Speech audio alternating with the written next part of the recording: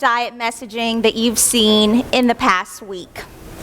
How about the past day? And if we're getting really crazy with it, let's consider the past 30 minutes. Maybe you saw something just like this scrolling through your phone as you've waited for tonight's program. Your mom's best friend or your coworker is once again selling something on Facebook for extra income, and it's a weight loss product. So whether it's something like this, something we see on Dr. Oz, or maybe even something that we just saw in a weight loss infomercial, we can't deny that weight loss messaging is everywhere. As an industry worth billions of dollars, it makes complete sense. But why? Why do we throw our money and our efforts into something that we may be knowingly aware isn't going to help us in the long term? Maybe there is a sense of desperation that we have, a sense of urgency. Maybe there's a specific timeline to our weight loss, our daughter's upcoming wedding, a class reunion, maybe we got picked for a TED Talk, or maybe it was a sobering conversation with our doctor that led to a weight loss ultimatum for our health. And perhaps we even have this notion in our minds that the only way that we can be considered healthy or eating healthy is if we're following a specifically labeled diet or program or taking a specific weight loss pill, because just listening to what our body tells us to do isn't going to help us reach our goals. At least that's what I thought. About 14 years ago, I achieved what I had believed to be my biggest accomplishment to that point in my life. In the spring of 2002, I successfully went 8 straight days without eating before my junior prom. You can probably only imagine how pleasant of a prom date I was that night. I'm sure if the word hangry existed back then, my prom picture would have been in the dictionary. But all joking aside with that, clearly I had a sense of desperation to do something like that. As a teenager, I didn't think that my body image issues were anything out of the norm of somebody for my age. In fact, we ordered a dress that I loved. I thought I looked really good in it, but according to the dress shop owner, it wasn't necessarily in a size that all my prepubescent looking friends were ordering. So I felt pressured to lose weight. I didn't want to be the big girl. So how I had been trained as a young girl was the only way you could lose weight was by cutting out the bad stuff, taking a weight loss pill, or just not eating at all. And to me, desperate times called for desperate measures. I had a very specific timeline to lose weight. And sadly, I very much have a go big or go home mentality that many of us have. And sadly, that shaped the next 10 years of my life with an eating disorder. This was me in 2002. I was never overweight. In fact, my mom told me every day that I was beautiful, but I was never in touch with my body. Tonight, I'm going to share what I so desperately wish my 17-year-old self knew so many years ago. As a registered dietitian, I see myself in so many of the girls and the boys that come into my office every single day. And as much as people see me as the person that's there to help them lose weight, gain weight, help them manage their diabetes or other chronic condition, I feel like my ultimate role is to help people establish a healthy relationship with food. Tonight, I'm going to talk about how the diet mentality or diets in general can potentially damage our relationship with food, and that oddly enough, it is possible to eat for our health and well-being just by listening to our body's natural internal cues. Because when we have a past that's been cast from going from diet to diet, it's easy to lose sight of the fact that we actually have these beautiful natural internal cues that can help us eat for our health. So, what's the problem with diets? Whether it's paleo, clean eating, low carb, or anything else, all of these diets provide a platform for falsely labeling foods as inherently good or bad.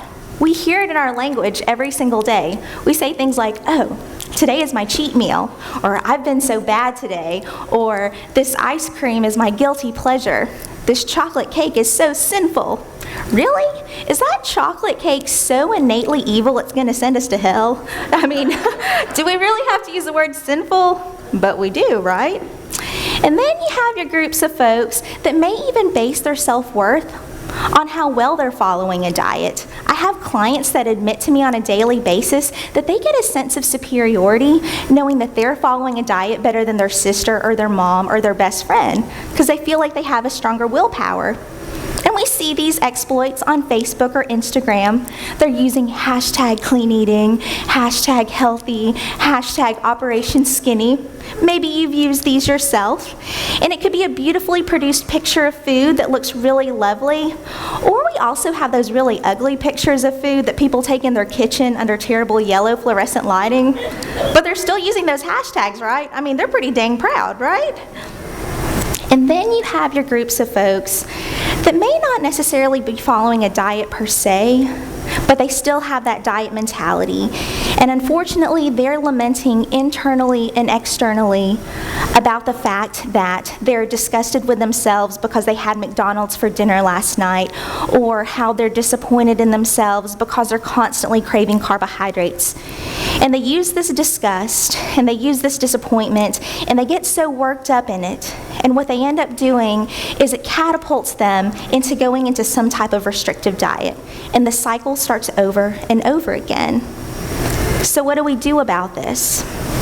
You know, we've spent some time talking about this problem with the diet mentality, but now it's time for us to flip the coin and really start to talk about our solutions.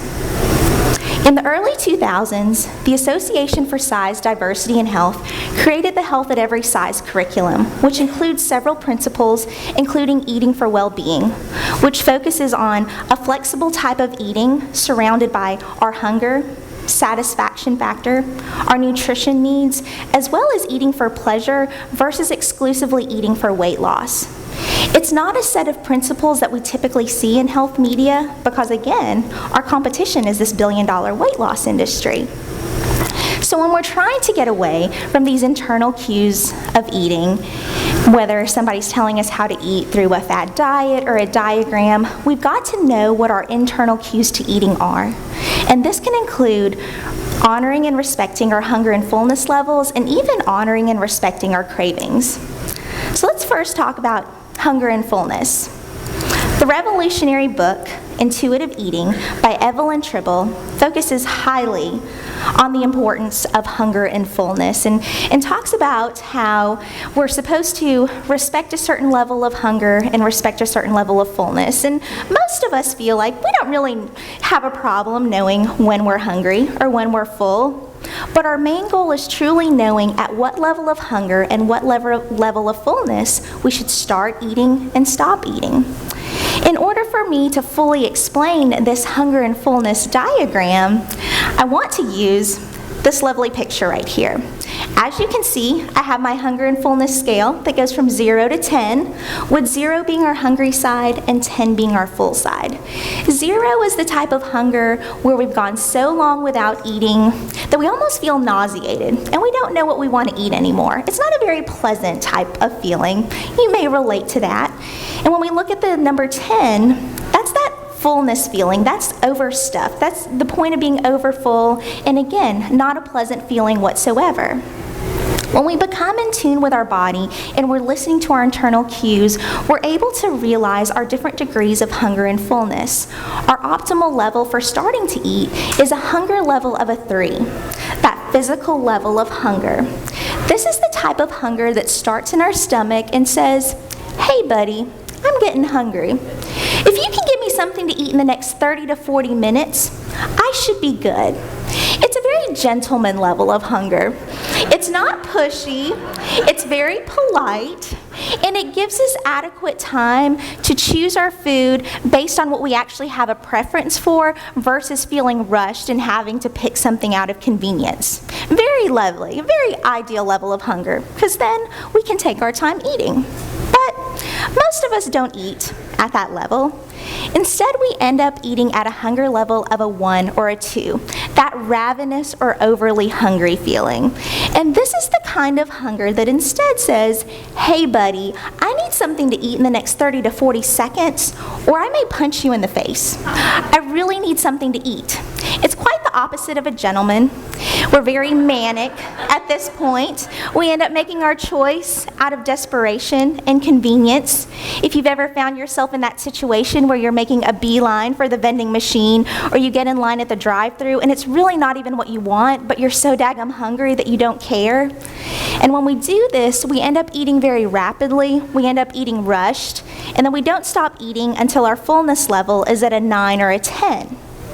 Ideally, though, what we want to do is, if we're eating at more of a hunger level of a 3, that manageable level of hunger, we can stop eating when our fullness is at about a 7 or an 8, where we're no longer hungry and we're full. It's an ideal point of satisfaction for us. So our point to ponder so far is, if you were to address your hunger and fullness levels with better efficiency, would your intake look different? Now, switching gears to another internal cue for eating is listening to our cravings. If we give ourselves full permission to eat anything that we want, it allows us to explore our cravings without any feelings of guilt or judgment. According to the Health at Every Size philosophy, we typically eat for reasons other than the fact that we're craving it. And let me give you a few examples with this. Do I want that just because I saw it? Maybe you were sitting at your desk, you weren't thinking about food. In fact, you had your breakfast about 30 minutes ago, so you're fine. But out of the corner of your eye, you see your coworker walk by with a box of Krispy Kreme donuts, and you know they're hot now. It's in the morning, come on now.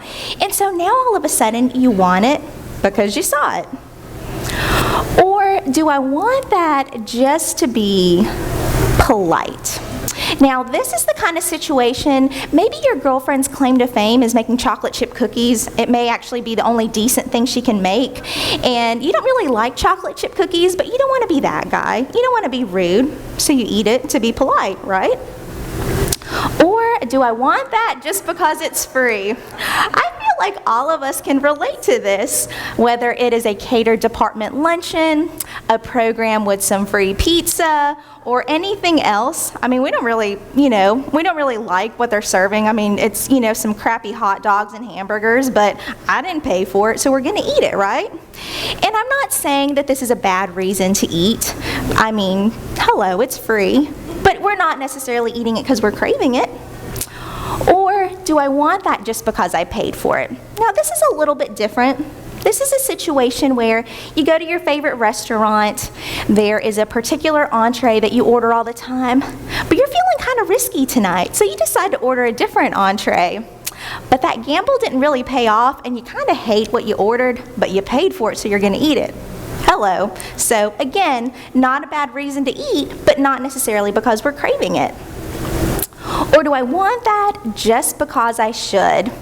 Now, you could have had a cheeseburger and fries on your mind all day. You knew that's what you were going to order when you were going out tonight, but all your girlfriends at the table decided to go on the healthy side, and they all ordered a salad. So you're like, crap, I should order a salad too. We've been there before. But our ultimate question is, but do I want that because I'm craving it? And can my cravings be trusted? Now, it can be difficult to imagine that we can trust our cravings.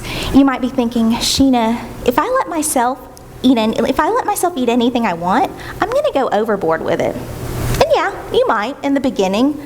But once your body realizes that it can have that food anytime it wants to, it just gets lost in the sea of choices, and the novelty effect of it goes away. You're no longer choosing to eat that food one last time before your restrictive diet starts the next morning.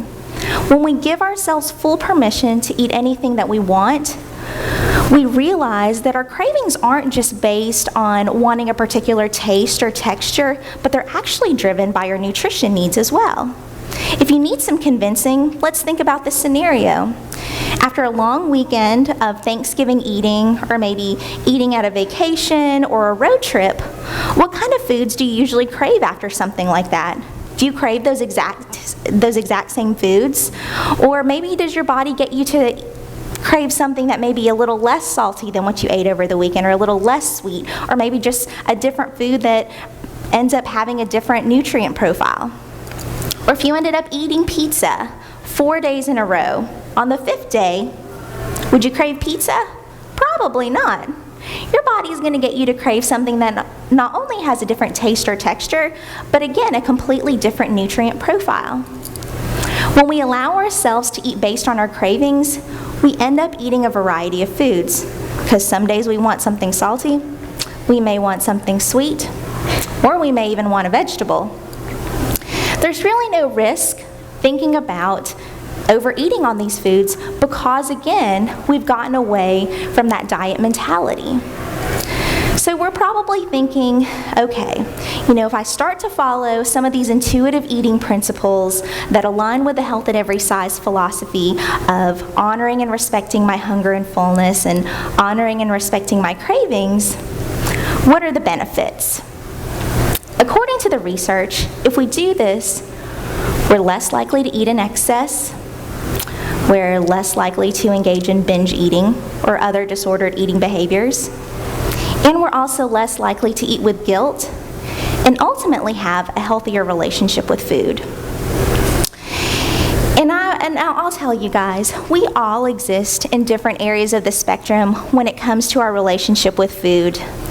The thing we have to realize, though, no matter how familiar this information may be to you, is that we have a generation of young people, of young children, young teens, and other groups that this information is not familiar to. They're basing their food choices exclusively on external cues that they're getting from bad health messaging. They're being trained to believe that food is inherently good or bad. And they're losing sight with the fact that their body was actually made to take care of them for their health. So my challenge to all of you tonight is to be an advocate for listening to your body. It starts with our own attitudes towards food and how people see us act on those attitudes. It's time for us to get away from just exclusively eating or dieting for weight loss. It's time for us to get away from calling foods as good or bad. It's just time for us to start eating for our health and well-being again. Thank you.